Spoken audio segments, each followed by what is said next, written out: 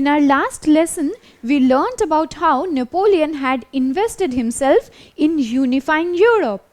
That is, he wanted to bring together the various countries of Europe so that he can lead them all together, so that he can bring about the unification of Europe.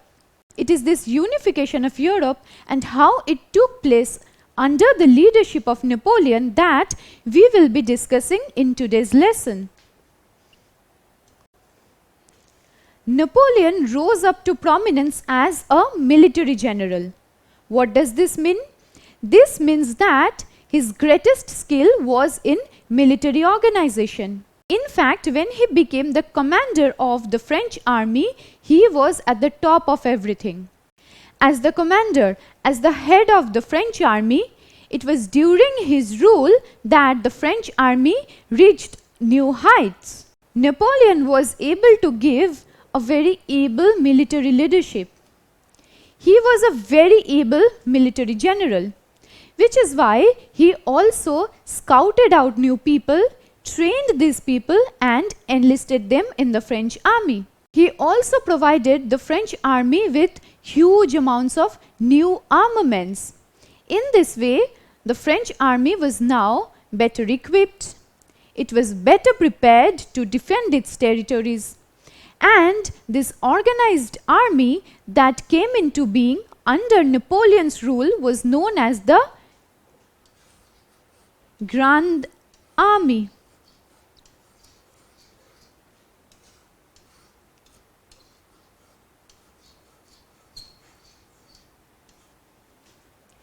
This is a term in French which means Grand Army. It was the Grand Army under the leadership of Napoleon that now became a major force in Europe to be reckoned with. The French army now became a huge military base. It was simultaneously also gaining power over the neighboring countries. Let us find out what was happening after this Grand Army or this Grand Army came into being under the leadership of Napoleon. Napoleon is often considered as one of the greatest military generals of all time, and very rightly so. This is because even before he became the general of the French army, that is, the head of the French army, he had led many successful war campaigns. Successful military campaigns brought him not just fame but also power. Power in the sense that it is on account of these successful military campaigns that he became the general of the French army. It was under his leadership that the French army started strengthening itself. Napoleon was also the head, the leader of the French army, and he brought success and victory against many countries. In these wars, when the French army saw that this able leader was their head, this brought them huge confidence. The French army understood that under the leadership of Napoleon, they can rise heights. It is for this reason that Napoleon was considered as one of the greatest military generals of all time. On account of his military capability, Napoleon became the Emperor of France, and it is only on account of Napoleon's military capability that France was now becoming a very strong power in Europe to be reckoned with. Let us now try to understand what these successes, these victories in various military campaigns meant for Napoleon. When Napoleon was ruling as the Emperor of France, various European kingdoms were in conflict with France. Why is it so? This is because Napoleon became the Emperor of France and his base was founded on the ideals of the French Revolution.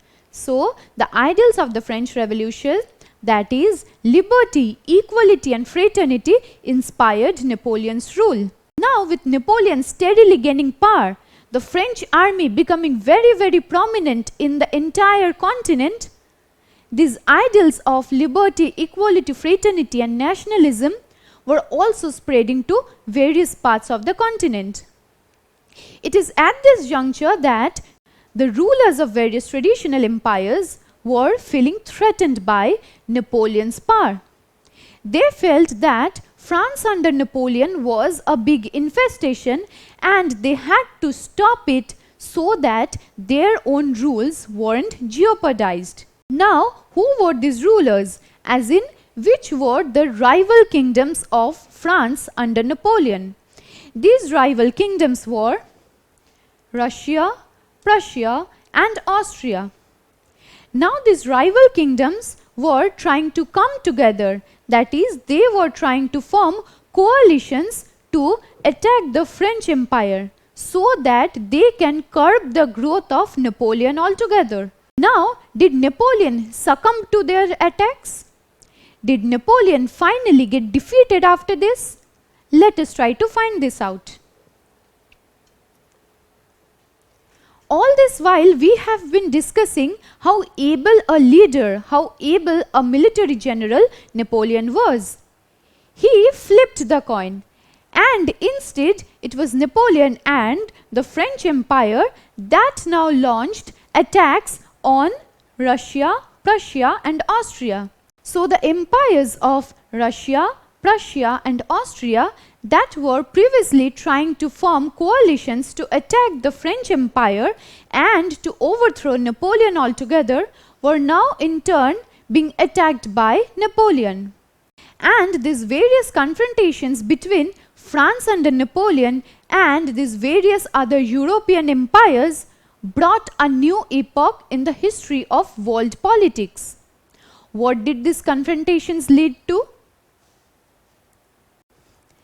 These confrontations led to something called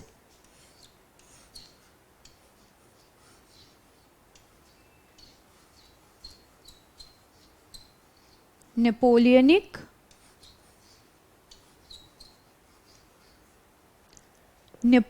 Wars.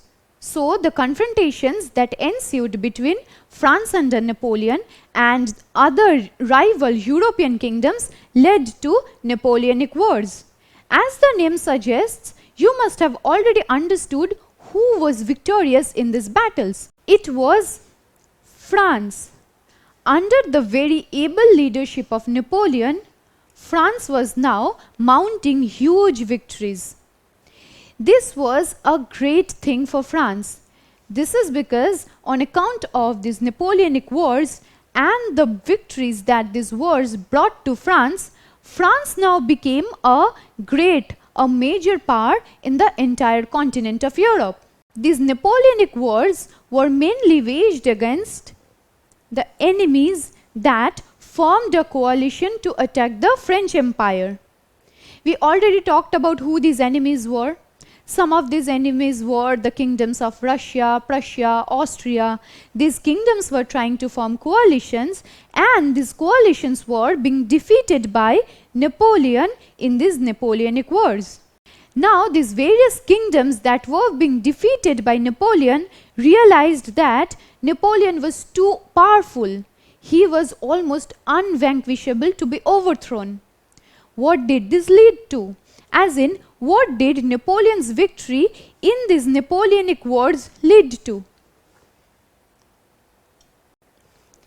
With these Napoleonic Wars and the victories that Napoleon got, France was now able to establish itself as a powerful empire in the continent, and in this way was strengthened the French Empire.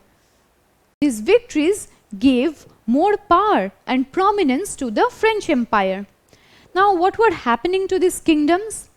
The kingdoms that were being defeated by France realized that they will not be able to overthrow Napoleon, which is why they had to resort to some other strategy.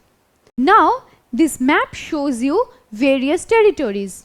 Firstly, the territory that is marked in blue shows you the extent of the Empire of France or the French Empire under the rule of Napoleon. These states that are marked in green in this map show you the states that were under Napoleon's control. How were these states under Napoleon's control? This is because since Napoleon was gaining victories, he was also able to push back those rival kingdoms from these states. Now those rival kingdoms, that is Russia, Prussia, Austria, were being compelled to move back. And in this way, France was bringing under its control newer territories. These newer territories or weak nations were being brought under the control of the French Empire, and this gave birth to a very consolidated French Empire. The areas that are marked in green in this map show you the various states that were under Napoleon's control. That is Spain, the Confederation of the Rhine, Italy, Naples, and various other territories. Along with that, the areas that are marked in purple in this map show you the states that were allied with Napoleon. Now, why were these states allied with Napoleon? Because they realized that Napoleon was growing to be an extremely powerful leader in the continent of Europe. There was no way to stop him. There was no way to restrain him from gaining power. So it is for their own good that these states then allied with Napoleon, so that they can be in the good books of Napoleon and avoid any kind of invasion of the French Empire. And few territories, few kingdoms, few countries were still against the rule of Napoleon on France. These states were still against Napoleon. The areas that are marked in orange in this map, that is Portugal, United Kingdom, Sweden, and the Russian Empire, show you places that were against Napoleon's rule. These countries together were trying to overthrow Napoleon for their own good. Now the countries that realized that they won't be able to overthrow Napoleon joined hands with him instead. They became French allies, and few territories, few kingdoms, few empires were still prevalent in Europe that were against Napoleon's rule. With this, we understand that so many territories, so many kingdoms and empires throughout the continent of Europe now were under the direct or indirect control of France. Direct as in either they were directly under the French Empire or they were the French allies. So France or Napoleon was either controlling them directly or indirectly. In this way, Napoleon now rose to become the master of Europe. Napoleon, this able leader, this great emperor of France, now became the master of Europe. And with this came into being the phrase Napoleon's Europe. Because you have seen that almost the entire Europe was now being controlled by Napoleon, either directly or indirectly. Now let me ask you a question. What was Napoleon regarded as when he brought under his direct or indirect control so many European territories, so many European kingdoms and empire? Was he known as the master of France, the master of Europe, or the master of the world? Yes, you are right. He was known as the master of Europe because it is almost the entire continent that Napoleon was now ruling. While Napoleon became the master of Europe, he felt a small itch. There was still one kingdom that he could not bring under his control. This kingdom could not even become a French ally. Which was this kingdom? It was the kingdom of Britain. This is Britain. Now, Britain and France have been sworn enemies for centuries and centuries. We have already discussed this when we were trying to trace the background of the American War of Independence. Britain and France got involved in the 7 Years' War, after which France was defeated. Following that defeat, France had started supporting the revolutionaries in the American War of Independence.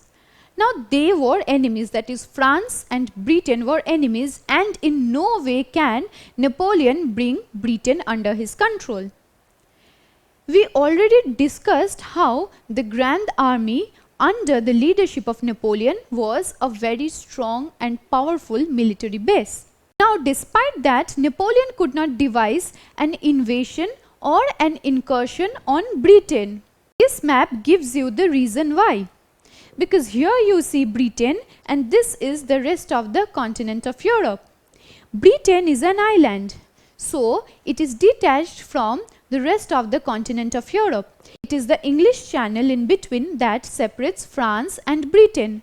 So in no way could Napoleon attack Britain with his army. They had to somehow cross this water that was in middle. When Napoleon was strengthening and reinforcing his army, he also devised a plan. He also resorted to one strategy in which he thought he will be able to overthrow Britain and gain control of it. Now let us begin our discussion on the conflict or the battle that took place between France under Napoleon and Britain on the other hand. To gain control and mastery over the entire continent of Europe, Napoleon had to do something to defeat Britain. He had to devise a strategy to bring together the forces and the navies of Britain and France. Britain was called the mistress of the sea and France the master of the continent. They had been warring for many centuries. At this juncture, Napoleon joined hands with Spain. So together it were France and Spain that waged a war against Britain. The navies joined and assembled together in the Cape of Trafalgar where took place the Battle of Trafalgar. Under Admiral Horatio Nelson of Britain, France and Spain were defeated. This Battle of Trafalgar meant defeat for them. It took place on 21st October 1805. Britain was victorious in this Battle of Trafalgar and Napoleon realized that he cannot invade Britain. After Napoleon met this defeat in the Battle of Trafalgar that took place in 1805, he realized that in no way France can defeat Britain.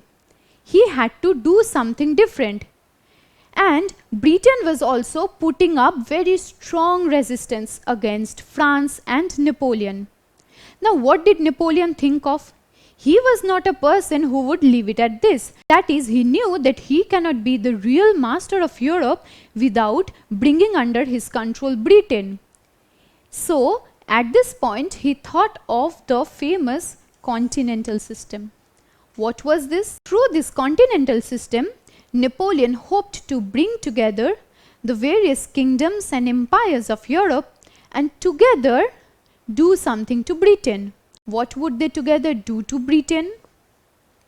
Together, these countries, these empires would blockade trade with Britain. Napoleon knew that Britain's greatest strength could also be its weakness.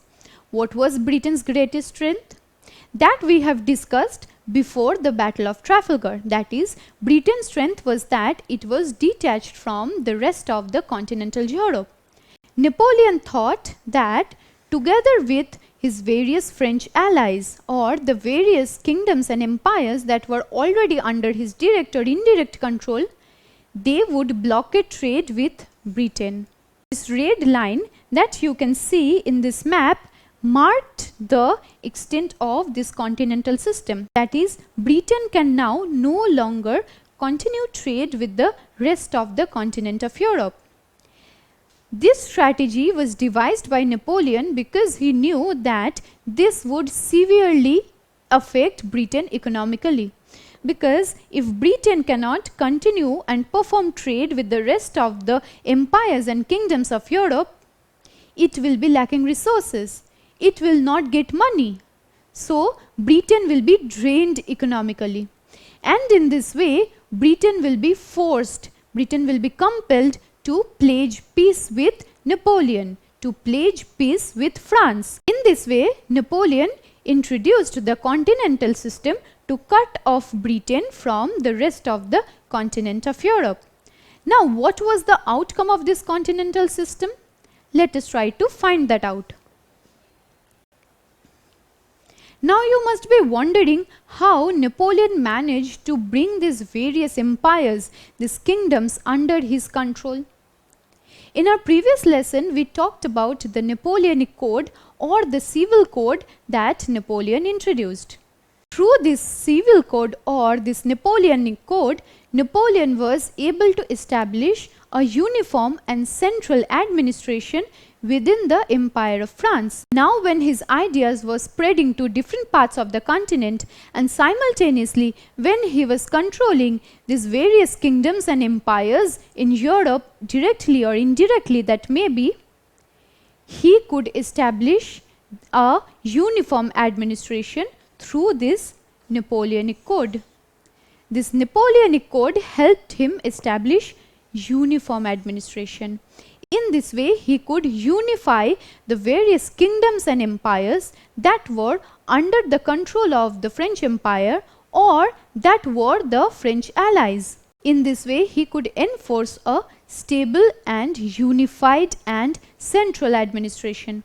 This was also the foundation on which was formed future European laws. And it is through this Napoleonic Code that he brought together these various countries, these various kingdoms and empires to together fight Britain. This unification of Europe, or the plan that Napoleon had embarked on, required him to gain the credibility of the people of these various kingdoms and empires. Napoleon knew that he had to do something to ensure support, to ensure his popularity among the masses. What did he do after this?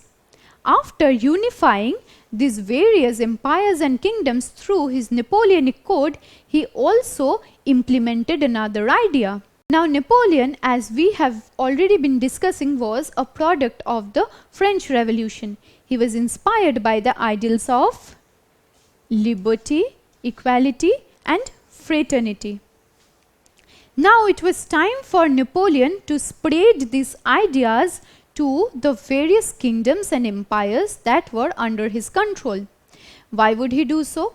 In this way, he could make the people believe that Napoleon had come to give them independence from the erstwhile empires, to give them freedom from the oppressive empires and kingdoms. In this way, he also thought that the people of these nations will be inspired by the ideals of the French Revolution, of which he himself was a product. Now, how were the ideas spread to these areas? Napoleon heavily relied on his troops to spread these ideas to these areas. So, it were Napoleon's troops that spread these revolutionary ideas in these newly occupied regions. Here you can see Napoleon's troops. They marched in these newly occupied regions and spread the ideas of liberty, equality and fraternity. And in this way, Napoleon could be seen as almost a messiah among the people who were living in these kingdoms and empires. It often turns out so that when I am thinking of doing something, the plan backfires and I have to suffer its obvious logical repercussions. Now this same thing happened to Napoleon as well. When his troops were spreading the ideas of liberty, equality and fraternity, the thirst for freedom and independence among the masses of the newly occupied regions, these masses no longer wanted to live under the military control of Napoleon. These masses were now wanting to have their own independence, which is why these masses now united. People from these newly occupied regions now united, and together they were compelled to resist French military occupation. Now the plan that Napoleon had initially did backfire. This is because Napoleon thought that by spreading the ideals of the French Revolution, that is liberty, equality and fraternity, he will be able to bring together under his control the dissident masses. Now when the masses got these ideas of liberty, equality and fraternity, it was Napoleon himself who they wanted to overthrow. It was the French military occupation that they were resisting. So this illustration shows you how this plan backfired on Napoleon himself. His gun that shot this plan had backfired on Napoleon himself. In our next lesson, we will be trying to understand what happened after this plan backfired. That is, what happened after the Continental System was introduced by Napoleon and the people of these newly occupied regions were trying to resist this French military occupation. This is one of the strands of discussion that we will be taking up in our subsequent lesson. Don't forget to subscribe to our channel and hit the bell icon. You can also register for free at DeltaStep.com or download the DeltaStep app to learn one-to-one with our amazing teachers or to get access to all our 5,000 plus amazing videos as per your school syllabus. Master each topic with our adaptive practice technology. Get million plus questions with step-by-step solutions and unlimited mock tests. Get all your doubts resolved instantly. Learn via games and win amazing prizes like PlayStations and iPads. So at DeltaStep, learning is not just fun and easy, it's rewarding too. So register for free now.